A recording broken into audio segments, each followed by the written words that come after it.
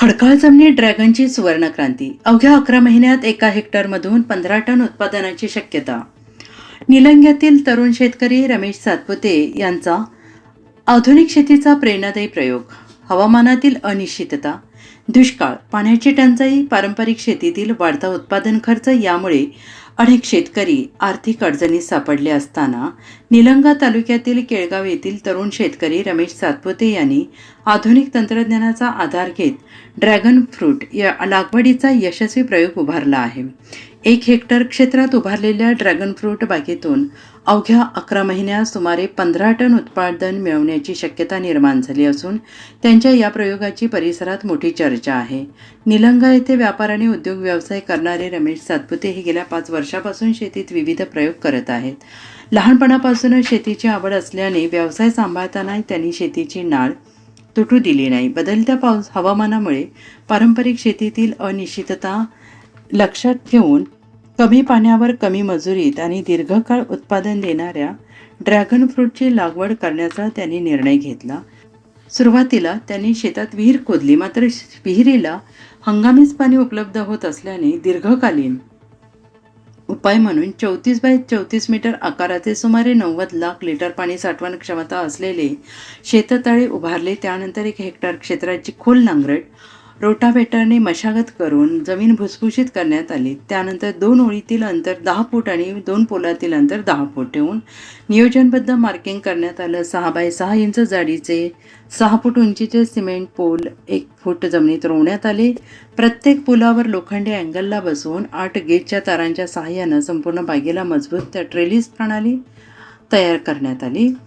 लागवडीपूर्वी 1.5 फूट उंच आणि 3 फूट रुंद बेड तयार करून त्यावर 16 ट्रॉली शेणखत, मळी, कोंबडी खत तसेच AP, पोटॅश आणि सूक्ष्म अन्य द्रवांचा बेसल डोस देण्यात आला.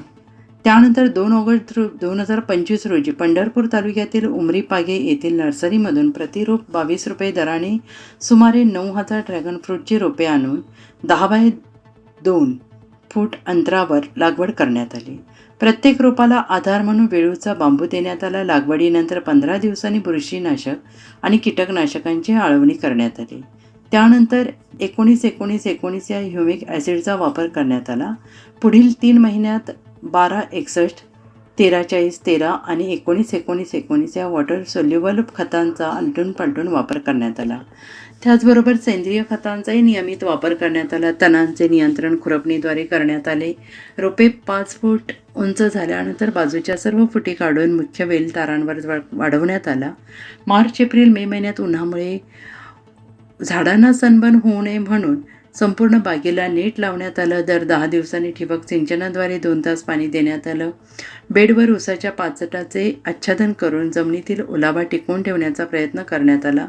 पिकाच्या वाढीनुसार वॉटर सोल्युबल खते तसेच दर 10 दिवसांनी बुरशीनाशक आणि कीटकनाशकांनी फवारणी करण्यात आली.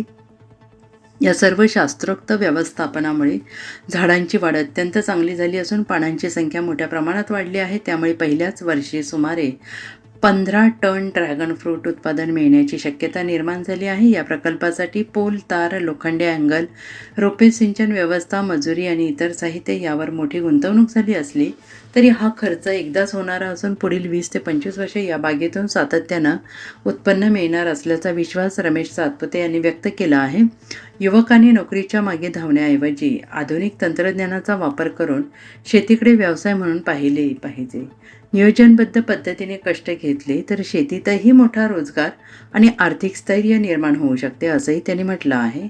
रमेश सातपुते यांच्याकडे एकूण 12 एकर शेती असून त्यांनी ड्रॅगन फ्रूट बरोबरच पेरू आणि सीताफळाची लागवड केली आहे. भविष्यात अगरऊड आणि 2 एकर खजूर लागवडीचे त्यांचे नियोजन आहे. दुष्काळी, खडकाळ आणि कमी पाण्याच्या परिस्थितीत आधुनिक शेतीचा यशस्वी आदर्श उभा करून रमेश सातपुते यांनी निलंगा तालुक्यातील तसेच केळगाव परिसरातील शेतकऱ्यांसमोर नवा मार्ग उघडला असून त्यांचा हा प्रयोग अनेक युवक आणि शेतकऱ्यांसाठी प्रेरणादायी ठरतो आहे. अशाच नवनवीन ताज्या घडामोडी पाहण्यासाठी आजच आमच्या YouTube चॅनलला लाईक करा, शेअर करा, सबस्क्राईब करा आणि हो, बेल आयकॉन प्रेस करायला विसरू नका.